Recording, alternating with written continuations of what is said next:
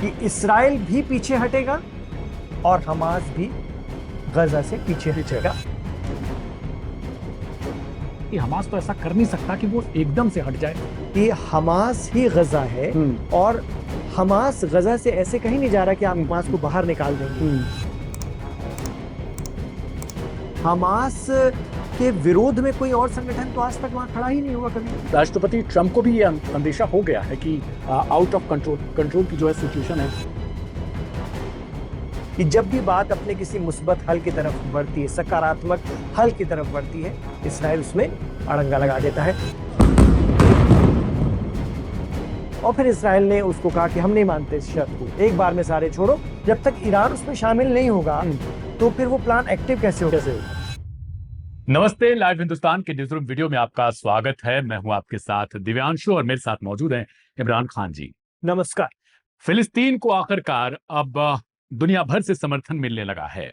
France, पुर्तगाल, Canada, Britain, इसके अलावा तमाम वो देश यूएन में अब आखिरकार उसे पहचान देने लगे हैं, उसे मान्यता देने लगे हैं। लेकिन इस बीच अमेरिका से एक खबर निकल कर आती है कि वहां से राष्ट्रपति डोनाल्ड ट्रंप भी अब कुछ ऐसा करने जा रहे हैं जिसका अंदाजा भर अभी लगाया जा रहा है। उन्होंने मुस्लिम देशों के साथ एक बैठक करने की योजना बनाई है जिसमें पाकिस्तान के अलावा सऊदी अरब, इसके अलावा कतर वगैरह भी, जॉर्डन वगैरह को भी बुलाया गया है। लेकिन इन सबके बीच गजा में आखिरकार ये जो मामला है पूरा, जो एक तरीके से कत्ले आम कह सकते हैं आप, जिसे लगातार वहां से आवाजें उठाई जा रही हैं, वो शांत अभी तक नहीं हो पा रहा है। इसराइल की शर्त यह है कि हमास जो है वो शस्त्र छोड़े, यानी अपना हथियार जो है वो छोड़ दे। लेकिन दूसरी तरफ हमास की तरफ से मांग यह है कि इसराइल यहां से अपनी सेना को वापस लेकर जाए। इन सबके बीच लोगों के मन में सवाल यह है आखिरकार कि आगे आने वाले समय में इसका समाधान हम किस तरीके से देखते हैं, और आखिरकार जो अभी तक चल रहा है उसको लेकर अभी तक इतने देश जो शांत रहे थे, और एकाएक हम देख रहे हैं कि अचानक से फिलिस्तीन के लिए बहुत तेजी के साथ आवाज उठाई जा रही है। जी हाँ, ये मसला अब अमेरिका के शायद पानी सर से निकल चुका है या बहुत ऐसा आ गया है कि अब चीजें बदलनी पड़ेंगी और इसराइल रुक नहीं रहा है। ऐसा लग रहा है कि इसराइल अमेरिका की भी नहीं सुन रहा है, जिस तरह से वो गजा पर कब्जा करने के लिए आतुर हैं और उनकी फौजें, उनकी सेनाएं पीएम नेतन्याहू की उनके निर्देश पर, उनके मार्गदर्शन में बहुत तेजी से आगे बढ़ रही हैं गजा में अंदर जाने के लिए। हालांकि वो अंदर ही हैं, लेकिन फुल कंट्रोल के लिए। यही वजह है कि अमेरिका अब थोड़ा सा एक्टिव हो गया है और उन्होंने एक जो इस पूरे प्रस्ताव में, इस तजवीज में जो अरब देशों के साथ बात होने जा रही है, क्योंकि मामला कहां फंसता है दिव्यांशु, मामला फंसता है सिर्फ और सिर्फ एक जगह पर, एक पॉइंट पर आके। बाकी तो कई बार इस तरह के प्रस्ताव आए हैं और कई बार सुलह समझौते की ऐसी कोशिश हुई कि ऐसा लगता है कल हल निकल जाएगा, लेकिन फिर एक जगह मामला फंस जाता है और वो ये है, इसराइल कहता है कि हमास पूरी तरह से गजा से हट जाए, चला जाए, और हमास कहता है कि इसराइल की जो फौजें गजा में हैं वो पीछे हट जाएं, गजा को छोड़कर चली जाएं। इसराइल कहता है कि हमास चला जाए, हम नहीं जाएंगे। हमास कहता है इसराइल चला जाए, हम भी चले जाएंगे। समझ रहे हैं आप दोनों में क्या फर्क है? हमास कहता है इसराइल पीछे हट जाए, हम भी हट जाएंगे। इसराइल कहता है हमास हट जाए, हम अभी नहीं जाएंगे। ये सबसे बड़ी दिक्कत है। तो इसी दिशा में, इसी सिमत में प्रेसिडेंट डोनाल्ड ट्रंप मुस्लिम देशों के साथ में, जो उनके प्रभाव में है और लगभग लगभग सभी उनके प्रभाव में है, उनसे बात करना चाहते हैं कि आगे के लिए क्या करना है। ऐसी स्थिति में हो सकता है वो जो प्रस्ताव लेकर आ रहे हैं, जो मोटे मोटे तौर पर अभी मीडिया रिपोर्ट्स के हवाले से और जो जानकारों के हवाले से मालूम चलता है, वो यही है कि इसराइल भी पीछे हटेगा और हमास भी गजा से पीछे हटेगा। ये उनका प्रस्ताव है। अगर दोनों, हमास तो इस पर सहमत पहले से भी रहा है और वो इसलिए रहा है कि वो गजा के लोगों को सेफ देखना चाहता है, जैसा कि उनका दावा है हमास का, और वो गजा की जमीन को बचाना चाहता है। इसलिए कह रहे हैं कि हम ठीक है आपके प्रस्ताव को मान लें, क्योंकि इससे पहले भी सीज फायर के जो प्रस्ताव आए हैं उसमें हमास का ये मानना था कि हम हट जाएंगे, लेकिन अरब देशों ने भी उनको जो समझाया था कई बार, तो उनका कहना था ठीक है हम हट जाएंगे, आप लोग संभाल लीजिए, लेकिन इसराइल को हटना पड़ेगा, इसराइल नहीं रहेगा वहां। तो अब देखते हैं कि अमेरिका की इस बात को पीएम बेंजामिन नेतन्याहू और उनकी फोर्स आईडीएफ किस तरह से मानते हैं, क्योंकि वो तो घुसे चले जा रहे हैं। वो तो बिल्कुल इसराइल का पूरा कंट्रोल गजा पर होने के बिल्कुल करीब करीब है। वो अपने अभियान में, जिसके लिए कहा जाता है, जिसके लिए आरोप लगता है कि वो अपने ग्रेटर इसराइल के सपने को पूरा कर रहे हैं, खुला सपना। मैं अभी रिपोर्ट देख रहा था, उसमें ये कहीं ना कहीं बताया जा रहा है, एक्सेस की रिपोर्ट है, उसमें ये दावा किया गया है कि जो ट्रंप प्रशासन है उसकी मांग ये कहीं ना कहीं है कि मुस्लिम देशों को इस बात पर राजी कर लिया जाए कि अरब की सेना वो गजा में एंट्री करेगी, दूसरी तरफ इसराइल की सेना वापस होगी और हमास को एक तरीके से हथियार डालना होगा। तो क्या इस पर लग रहा है कि हमास राजी हो जाएगा, जैसा आप पहले भी बता रहे थे अभी? तो उसके बाद की जो प्रक्रिया रहेगी हमास के लिए कि वापसी वो किस तरीके से करेगा, क्योंकि ऐसा मैं रिपोर्ट में भी देख रहा था कि हमास तो ऐसा कर नहीं सकता कि वो एकदम से हट जाए गजा छोड़कर। जी, उसके लिए आप जो प्रस्ताव बता रहे हैं, अगर वाकई ये कामयाब रहा, इस बार प्रेसिडेंट ट्रंप जिस तरह से जोर लगा रहे हैं और शायद चीजें बहुत ज्यादा बिगड़ गई हैं दिव्यांशु, इसलिए वो भी पूरी कोशिश में, क्योंकि उनको भी तो अपनी साख बचानी है। तो इस बार वो पूरी कोशिश में कि ऐसा हो जाए। तो हमास तो इसके लिए पहले से तैयार था, जैसा कि हम देखते पढ़ते समझते आए हैं। उनके प्रवक्ताओं ने हमास के कई बार कहा है कि हम, ठीक है, अरब देशों को आप गजा का रीडेवलपमेंट कीजिए, उसमें कोई दो राय नहीं, आप गजा को फिर से अच्छा बनाइए, फिर से चमका दीजिए और डेवलप कीजिए, एडवांस बनाइए, हम आपके साथ हैं। और आप जैसा कह रहे हैं कि हम पीछे हट जाएंगे, वो भी हट जाएंगे, लेकिन इसराइल को हटना पड़ेगा, ठीक है, यही शर्त है। तो अगर प्रेसिडेंट ट्रंप की बात मानकर इसराइल हट रहा है, तो आप कह रहे हैं फिर हमास की वापसी कैसी होगी? तो बहुत सारे ऐसे मिडिल ईस्ट के जानकार हैं जो वहां पर रहकर रिपोर्टिंग करते रहे हैं। उनमें से एक है अशरफ जैदी साहब। उनके हवाले से जब मैं बात करता हूं तो उनसे हम चर्चा भी करते रहते हैं, अपने लाइव हिंदुस्तान में भी उनके हमने एक दो बार इंटरव्यू किए हैं। तो वो चूंकि वहां पर उस परिस्थिति को अच्छे से जानते हैं, समझते हैं, उन्होंने देखा है, अपनी आंखों से महसूस किया और लंबे वक्त तक वहां पर रहे हैं। तो वो बताते हैं कि हमास दरअसल जो उसका जो सशस्त्र विंग है, जो हथियार उठाए हुए है, मुसल्लह तंजीम जो है हमास की, अल कस्साम ब्रिगेड की जिसको हम बात करते हैं, सिर्फ वो हमास नहीं है। यानी जो ट्रेनिंग पाए हुए लोग हैं, जिन्होंने हथियार उठाए हैं, जो इसराइल से लड़ रहे हैं, वो हमास नहीं है। अशरफ जैदी कहते हैं कि गजा के अंदर में गजा के लोग ही हमास हैं। आपने कभी इन 2 साल के अरसे में कभी देखा इतना ज्यादा इसराइल ने गजा पर आक्रामकता दिखाई, बड़े पैमाने पर लोगों की जान गई, बहुत से लोगों को दर से बदर होना पड़ा, भूख से बच्चे तड़पते रहे, ये तस्वीरें हमने देखी। लेकिन क्या कभी आपने देखा कि हमास के खिलाफ कोई बड़े पैमाने पर प्रदर्शन हुआ हो गजा के अंदर में? नहीं, कभी बिल्कुल नहीं। हाँ। कोई ऐसी तस्वीर नहीं आई। तो इसकी सबसे बड़ी और अहम वजह यही है कि हमास सिर्फ वही नहीं है जो हथियार उठाए हुए हैं, हमास वो हैं जो गजा के अंदर लोग हैं। दरअसल गजा के लोग ही हमास हैं, गजा के लोग ही हमास हैं। गजा का हर वो शख्स जो इस वक्त गजा के अंदर है और वो सारी परेशानियों को झेल रहा है, वही हमास है, बकौल अशरफ जैदी। क्योंकि वो वहां की परिस्थितियों को, मिडिल ईस्ट की काफी लंबे समय तक उन्होंने इसकी रिपोर्टिंग की। वो बताते हैं कि हमास हॉस्पिटल चला रहा है, हमास स्कूल चला रहा है, हमास पानी की व्यवस्था देख रहा है, हमास दीगर चीजें देख रहा है, सड़क बना रहा है। तो हमास आगे भी अगर ये समझौता, ये प्रस्ताव मान्य हो जाता है किसी न किसी सूरत में, तब भी हमास उन भूमिकाओं में बरकरार रहेगा गजा के अंदर। हमास नहीं हट सकता। हमास मतलब गजा के लोग जो भी इसराइल की आक्रामकता इस वक्त सह रहे हैं और रेजिस्टेंस कर रहे हैं अपने अपने तरीके, सिर्फ सशस्त्र विंग नहीं, जो हथियार उठाए हैं ट्रेंड लोग, वो नहीं, उनके अलावा भी जितने लोग हैं जो इस आक्रामकता को सह रहे हैं, ये जब्र आप देख रहे हैं 2 साल तक इसको सहना, और वो भी तो एक तरह का रेजिस्टेंस है ना। आप किसी के जुल्म को सहे जा रहे हो, वो भी एक अपने तरीके से उसका भी एक अपने तरीका का एक प्रतिरोध है, वो भी एक तरह का। तो वो तमाम लोग हमास हैं, यानी गजा के वो सारे लोग हमास हैं। तो हमास ही तो बाद में गजा का डेवलपमेंट में शरीक होगा, वही तो सड़कें बनाएगा, वही हॉस्पिटल को खड़ा करेगा, वही स्कूलों को खड़ा करेगा। तो कहने का मतलब ये है कि हमास ही गजा है, और हमास गजा से ऐसे कहीं नहीं जा रहा कि आप हमास को बाहर निकाल देंगे। ये जो हम सोच रखते हैं या सोचते हैं, ऐसा है ही नहीं। हमास की सशस्त्र विंग जो लड़ रही है, ट्रेंड है, वो तो बहुत अल-कस्साम, हाँ, वो बहुत बहुत लिमिटेड फोर्स है।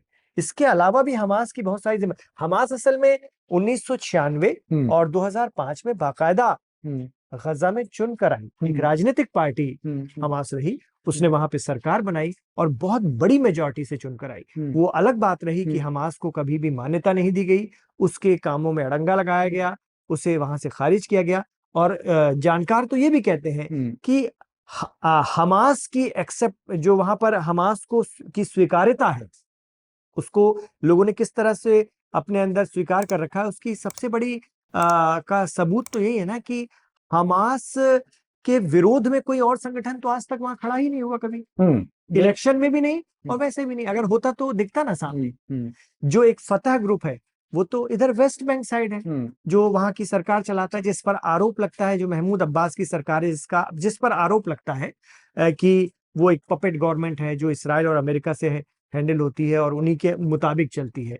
तो यही लड़ाई तो है कि हमास का कहना है कि गजा पर या गजा या फिलिस्तीन के लिए जो भी बात होगी, वो बात होगी बिना अमेरिका और इसराइल की मर्जी के।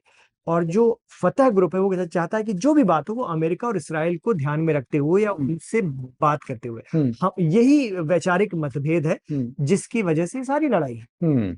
ये बहुत बड़ी बात आपने बताई कि जो गजा के लोग हैं वही कहीं ना कहीं हमास के लोगों, क्योंकि हमास केवल एक सैन्य शाखा नहीं है बल्कि इसके अलावा इतर पॉलिटिकल पार्टी के तौर पर भी है, जैसा आमतौर पर हम दूसरे देशों में देखते हैं कि वो चुनाव लड़ते हैं। इसके साथ साथ वहां पे वो उनका काम ये भी है कि वो अपने लोकेशन यानी जो उनका पर्टिकुलर स्थान है वो गजा है उसकी रक्षा कर सके। मेरे ख्याल से यही आपका कहने का तात्पर्य था। इसके अलावा हम देख रहे हैं कि यूएन में अभी जो बैठक चल रही है उसमें फ्रांस, इससे इतर ब्रिटेन, कनाडा, पुर्तगाल, इन सभी देशों ने फिलिस्तीन को मान्यता दे दी है अपने स्तर पर। और इसके बाद जो यूएन में है वो तालियों की गूंज सुनाई दी थी। अब ये भी आपको बताते चलें कि सवाल ये भी उठता है कि आखिरकार क्या ऐसा लगता है कि ये प्रस्ताव पास हो जाएगा इस तरीके से और जो सब देश हैं वो सर्वसम्मति से इसे कर दें। देखिए, स्थायी सदस्यों की जो संख्या है वो यूएन में 5 है, इसके अलावा अस्थायी सदस्यों की संख्या 10 है। इसमें से कम पांचों जो स्थायी सदस्य देश हैं वो उनमें से कोई वीटो ना करे, शर्त ये भी है, तभी यह संभव हो पाएगा। दूसरी तरफ 10 में से कम 9 अस्थायी सदस्य अपनी तरफ से मान्यता दे दें, यह भी है। इसमें भारत है, आपने देखा था किस तरीके से भारत का स्टैंड पहले से ही कायम है। उन्होंने शुरुआत से ही, भारत हमारा ऐसा देश है जिसने पहले से ही फिलिस्तीन को मान्यता दे रखी है। इसके अलावा अब जो नए देश हैं जो जिस तरीके से वो मान्यता देते जा रहे हैं, यूरोप के भी देश हैं, तो कहीं ना कहीं हम ये मान सकते हैं कि जो आने वाले समय में अमेरिका में बैठक चल रही है, राष्ट्रपति ट्रंप को भी ये अंदेशा हो गया है कि आउट ऑफ कंट्रोल की जो है सिचुएशन है, तो उसमें वो किसी तरीके से अपना रोल निभाना चाहते हैं कि देखिए जो खुशहाली का समय है वो मेरे रहते हुए आया, ये मेरी सत्ता के दौरान आ पाया, इसलिए उनको बैठक करनी पड़ रही नहीं। और यहाँ उनकी भूमिका अहम हो भी जाती है क्योंकि सारी शर्तें देखिए, दूसरी तरफ से जितना पहले भी दिखा, जो अमेरिका ने बार बार प्रस्ताव दिया बंधक छोड़ो, हमास ने कहा बंधक छोड़ देंगे, उसके बदले आप हमारे इतने लोगों को छोड़िए और वहां से पीछे हटिए। ये बात हो ही रही थी कि इसराइल ने कतर पर हमला कर दिया, ठीक है, वो बात वहीं जाके रुक गई। तो ये भी देखा गया है, ये भी आरोप लगता है कि जब जब बात, अभी भी अगर हम इसको देखें, इन इशारों को समझे कि जैसे अमेरिका एक्टिव हो रहा है, मुस्लिम देश एक्टिव हो रहे हैं, हमास भी उनकी हाँ में हाँ मिला रहा है, ठीक है हम ऐसा कर लेते हैं, हम आपके साथ हैं, हम सहमत हैं आपकी बात से। अगर इसराइल इसमें फिर कोई डिस्टर्बेंस क्रिएट करता है तो ये माना जा सकता है, ये फिर साबित भी हो सकता है, जो लगातार जो आरोप लगता रहा है या जो देखने में आया है, जो तरीका रहा है कि जब भी बात अपने किसी मुस्बत हल की तरफ बढ़ती है, सकारात्मक हल की तरफ बढ़ती है, इसराइल उसमें अड़ंगा लगा देता है।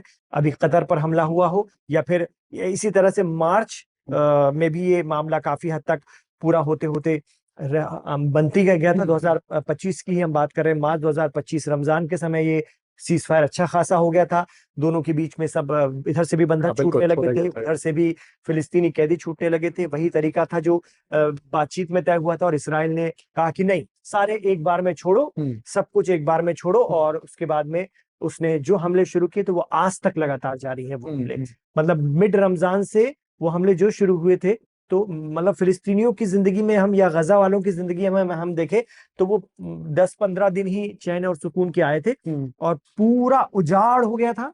उसके बीच में वो बैठ करके इफ्तार कर रहे थे, और उसकी तस्वीरें भी दुनिया ने देखी थी कि किस तरह से रोजा वो खोलते थे। वो तस्वीरें भी दुनिया ने देखी थी, और वो 10 से 15 दिन ही उन्हें थोड़ा सुकून मिला होगा, और फिर इसराइल ने उसको कहा कि हम नहीं मानते इस शर्त को, एक बार में सारे छोड़ो, और हमास ये जिस तरह से लोगों को, बंधकों को छोड़ रहा है वो हमें मंजूर नहीं है, ये जो आप इवेंट कर रहे हो ये हमें मंजूर नहीं है, ऐसा नहीं चलेगा, आप खामोशी से छोड़ो। तब हमास ने कहा कि हम ठीक है, हम आपकी बात मान लेते हैं, खामोशी से छोड़ देते हैं, इवेंट्स नहीं करते। लेकिन उन्होंने कहा कि एक बार में सारे छोड़ो, बस यहाँ की बात बिगड़ गई, और फिर उन्होंने जो हमला किया और रसद रोक दी, सारी रसद रोक दी। तो रसद जो रुकी तो वो आज तक रुकी हुई है।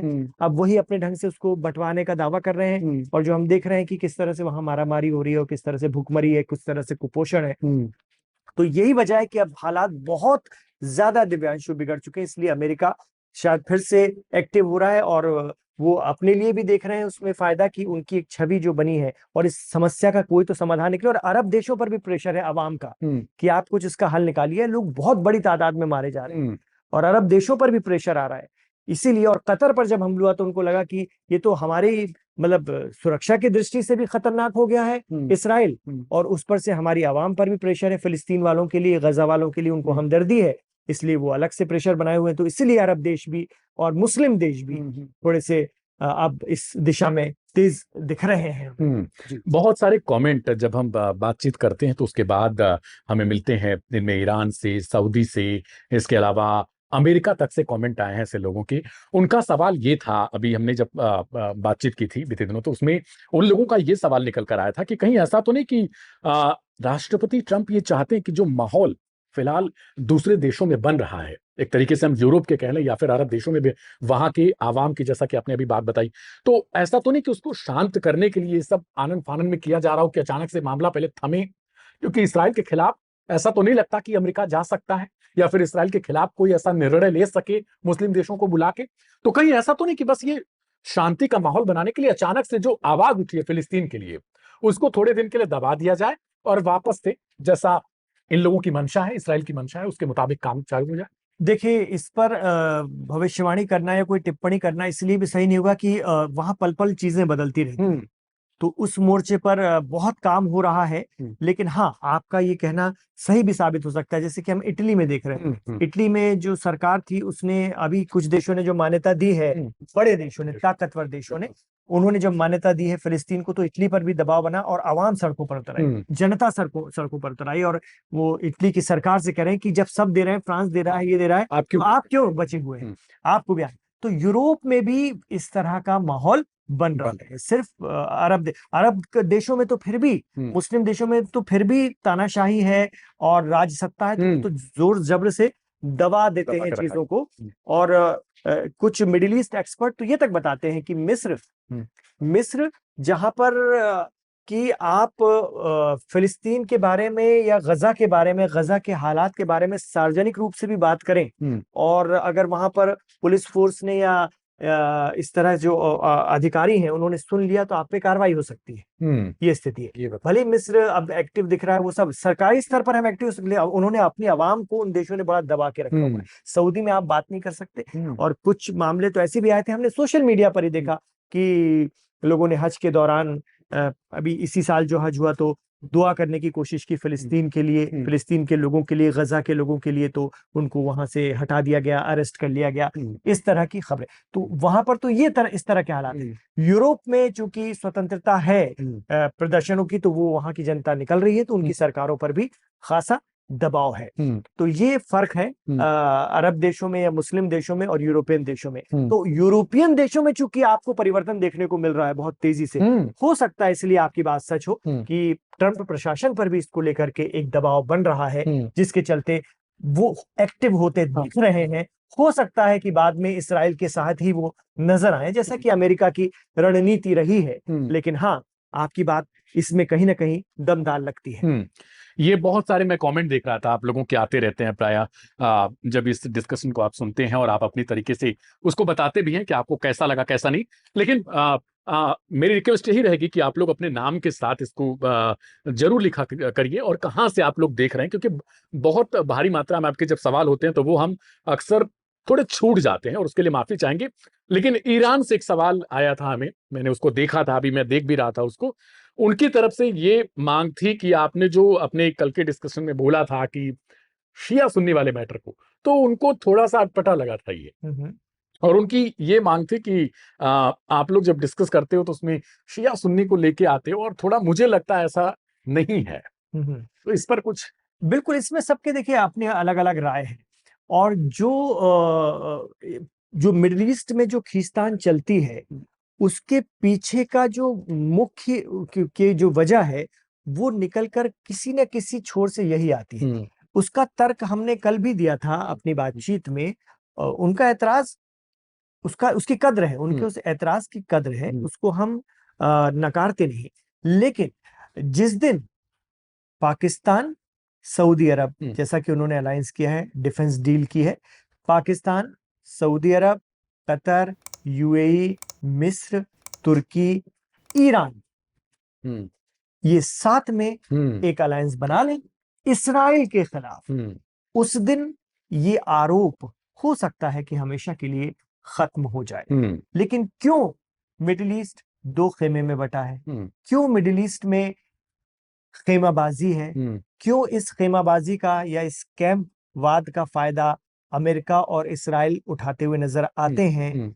क्यों कहीं ना कहीं जब यकजहती होने की कोशिश होती है या कहीं ना कहीं वो एकता होने की कोशिश होती है तो उसे हर बार तोड़ दिया जाता है? ये ऐसे बहुत सारे सवाल हैं जिनके जवाब अभी आना बाकी हैं। तो उन मीडिया रिपोर्ट्स के आधार पर, उन ताजा सूरत हाल और पहले जो हालात रहे हैं, मैं आपको बताना चाहूंगा कि सऊदी अरब और ईरान के संबंध क्यों खराब हुए थे। उसकी एक वजह थी। अगर हम पास्ट में, थोड़ा सा पास्ट में जाते हैं, ज्यादा नहीं। सऊदी अरब में एक शिया आलिम दीन थे, निम्र अल निम्र। उन्हें सऊदी में सजाए मौत दी गई थी कुछ आरोपों की बिना पर, कुछ बातों की बिना पर। उसको लेकर के ईरान में बहुत ज्यादा प्रदर्शन हुए थे, इतने ज्यादा कि ईरान और सऊदी के संबंध ही खत्म हो गए थे। ठीक है, दोनों ने एक दूसरे से ताल्लुकात खत्म कर दिए, एम्बेसी खत्म हो गई, बंद हो गई, और यहां तक कि ईरान के जो लोग हैं वो हज पर नहीं आ सकते थे क्योंकि मक्का और मदीना सऊदी के शहर हैं और वहां पर सऊदी गवर्नमेंट ही उनकी सारी व्यवस्थाएं करती है। दुनिया भर के मुसलमान वहां पर पहुंचते हैं, लेकिन ईरान के लोगों को वहां आने की इजाजत कई बरस तक नहीं रही। अभी हाल ही में चीन ने उन दोनों के बीच में, ज्यादा नहीं, साल भर का अरसा हुआ है, चीन ने उन दोनों के बीच में जब कोई समझौता करवाया, उसके बाद में ईरान के लोगों को सऊदी में आकर हज करने की इजाजत मिली। तो ये ऐसी बातें हैं जिनके आधार पर कहा जा सकता है कि कुछ ऐसे डिफरेंसेस हैं, और वो इसलिए डिफरेंसेस हैं कि हमें पावर गेन करना है ना। वो विचारधारा के आधार पर पावर पाने की जद्दोजहद है, या वो एक लक्ष्य है जिसको लेकर वो अपने अपने खेमे बनाते हैं, अपने अपने कैंप बनाते हैं। लेकिन फिर भी जब ये सब साथ आ जाएंगे, किसी दिन ऐसा मजबूत अलायंस हमें दिखता है, और ऐसा नहीं है ओआईसी के मंच पर सब साथ आते हैं और भी दूसरे मंच हैं उस पर सब साथ आते हैं, ये ऐसा नहीं है कि इसलिए भी हमारे बहुत से दर्शक इस बात को डिनाई करते होंगे, नहीं मानते होंगे। लेकिन एक सैन्य अलायंस इसराइल के खिलाफ, जैसा कि वो सारे लोग मानते हैं ना कि इसराइल, उनकी ताकत उनके लिए खतरा है। इसराइल गजा पर आक्रामकता दिखाता है, गजा पर इसराइल का कंट्रोल जो है नाहक है, बेजा है, गैर कानूनी है, यही तो मानते हैं अरब देश। तो वो सारे लोग इसराइल के खिलाफ क्यों नहीं एक अलायंस बना लेते ईरान के साथ मिलकर, जैसा कि ईरान तो इसराइल का खुला विरोध करता हुआ कम से कम नजर आता है, उसी तरह का एक अलायंस बना ले। तो हम मान सकते हैं कि ये जो फिरका वाराना जो सोच है वहां पर मिडिल ईस्ट के अंदर, वो खत्म हो गई। जब तक ये नहीं होता तो कहीं ना कहीं इस पर बात की जा सकती है। ये आरोपों के आधार पर है, हम ये आरोप नहीं लगा रहे, मीडिया रिपोर्ट्स ये आरोप लगाती हैं। वहां मिडिल ईस्ट से जो चीजें होती हैं, और जो अभी एचटीएस, हयात तहरीर अल शाम, जिनकी सीरिया में हुकूमत है, उन्होंने आने के बाद वहां पे जो अल्पसंख्यक वर्ग हैं, न सिर्फ शिया बल्कि क्रिश्चियन और ज्यूस भी, और ना सिर्फ, और एक और ड्रूज कम्युनिटी है, तो उनके ऊपर आरोप लगता है। सोशल मीडिया पर भी इसको लेकर के काफी वीडियोस आए और आरोप लगा कि बहुत ज्यादा उनके ऊपर में जुल्म किया एचटीएस के लोगों ने, जब उन्होंने कंट्रोल हासिल किया, बशर अल असद का तख्ता पलट हुआ। तो यही आरोप बशर असद पर लगता था कि वो कुछ कम्युनिटी पर अलग से वो जुल्म करते थे या उनको बढ़ने नहीं दिया। तो वो क्यों होता था? किस कारण से हुआ था? वजह सिर्फ वही है कि जिस तरह से ये लोग जब आते हैं सत्ता में, तो एक दूसरे से जिस तरह से निपटते हैं, उससे भी कहीं ना कहीं ये लगता है कि ये कहीं ना कहीं वही जो मजहबी डिफरेंसेस हैं, तो इन्होंने सिर्फ दीगर अल्पसंख्यक समुदायों को नहीं, मुसलमानों के भी अंदर जो अल्पसंख्यक समुदाय हैं जो वहां पर हैं, जैसे कि अब एचटीएस पावर में आई है तो शिया अल्पसंख्यक हो गए। बशर असद के जमाने में शिया अलवी पावर में थे तो बाकी अल्पसंख्यक थे, तो वो आपस में एक दूसरे पर जिस तरह से वो रिएक्ट करते हैं या जिस तरह से एक दूसरे के खिलाफ एक्शन करते दिखते हैं, उससे भी ये आरोप कहीं ना कहीं पुख्ता होता है। आरोप कह रहा हूं मैं, ये आरोप पुख्ता होता है कि कहीं ना कहीं ये भावना है। इसी के आधार पर हम बताते हैं। हमारे दर्शक को अगर इस पर ऐतराज हुआ तो उनका ऐतराज स्वीकार्य है। हर विषय, हर बात का सम्मान है। हमने शुरू से कहा आपके हर कमेंट का सम्मान है। आप बेहिचक कमेंट कीजिए, हमें अच्छा लगता है और हम भी उनको पढ़ करके और रिसर्च करते हैं। इसका बेहतर एग्जांपल तो अभी हो सकता है कि अमेरिका में जब बुलाया जा रहा हो बैठक के लिए फिलिस्तीन के मुद्दे पर ऊंची आवाज में बात करने वाला ईरान, और उसको आमंत्रित तो नहीं किया जाएगा, लेकिन ये अरब के देश जो एक तरीके से कहते हैं कि हमें इसराइल के खिलाफ एक अलायंस बनाना चाहिए, वो अलायंस बना के वहां पर नहीं जाना चाहते जी। अमेरिका ने जिन्हें चुन चुन कर बुलाया कि आप आइए हाँ। और आप रहिए पीछे, क्योंकि आप इसराइल के मेन दुश्मन हैं, आपसे अक्सर करके युद्ध चलता रहता है और हम भी साथ दे देते हैं उसमें, तो आपको नहीं आना है। आपको नहीं, जबकि उनको पहले बुलाना चाहिए। या अरब देशों को, या जितने लोग गए हैं, अरब ही नहीं बाकी मुस्लिम देश भी गए हैं, तो उनको अड़ जाना चाहिए। नहीं भाई, आप उनको भी बुलाइए, क्योंकि वही तो सबसे ज्यादा, उन्हीं का तो मसला है, तो उनको भी बुलाइए। हम सब साथ में आगे बढ़ते हैं। हम सबको बताइए आपका प्लान। हम सब, जब तक ईरान उसमें शामिल नहीं होगा तो फिर वो प्लान एक्टिव कैसे होगा? क्योंकि ईरान के जो संगठन हैं उस पूरे इलाके में फैले हुए, वो भी इस प्लान से अगर मुतमईन नहीं होंगे या संतुष्ट नहीं होंगे तो वो प्लान सफल ही नहीं हो पाएगा। तो आप इसी से समझ सकते हैं कि कहीं ना कहीं पावर की जंग है। पावर के पीछे जो खेमे हैं वो क्यों बने हैं, वो जान के भी अगर आप अनजान बनना चाहते हैं तो वो अलग विषय हो सकता है, ठीक है। लेकिन अगर जो लोग जानते हैं वहां की मिडिल ईस्ट की रियल, हम सिर्फ मिडिल ईस्ट के परिप्रेक्ष्य में बात कर रहे हैं। मैं इसे ऑल वर्ल्ड मुस्लिम कम्युनिटी की बात नहीं कर रहे हैं। हम दुनिया में इस विभाजन की बात नहीं कर रहे हैं। दुनिया में सब जगह ऐसा विभाजन नहीं है, सभी जगह बहुत यकजहती है और पूरी जो मिल्लत है, पूरी जो उम्मा है वो मिल के रहती है। लेकिन मिडिल ईस्ट में कहीं ना कहीं ये विभाजन दिखता है जो कि बहुत ज्यादा उग्र है, जिसके वजह से वहां ये सारी प्रॉब्लम क्रिएट हुई है, जिसकी वजह से इसराइल को भी वहां पर ताकतवर बनने का मौका मिल रहा है, जिसकी वजह से गजा के लोगों की आज ये हालत है।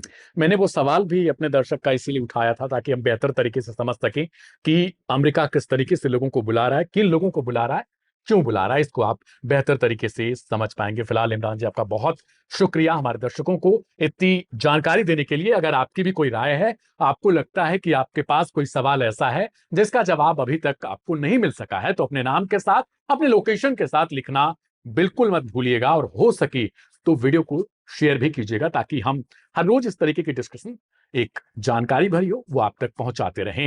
मेरा नाम है दिव्यांशु, एक बार फिर से, और इमरान जी का बहुत शुक्रिया हमारे साथ जुड़ने के लिए। देखते रहिए लाइव हिंदुस्तान। नमस्ते। शुक्रिया।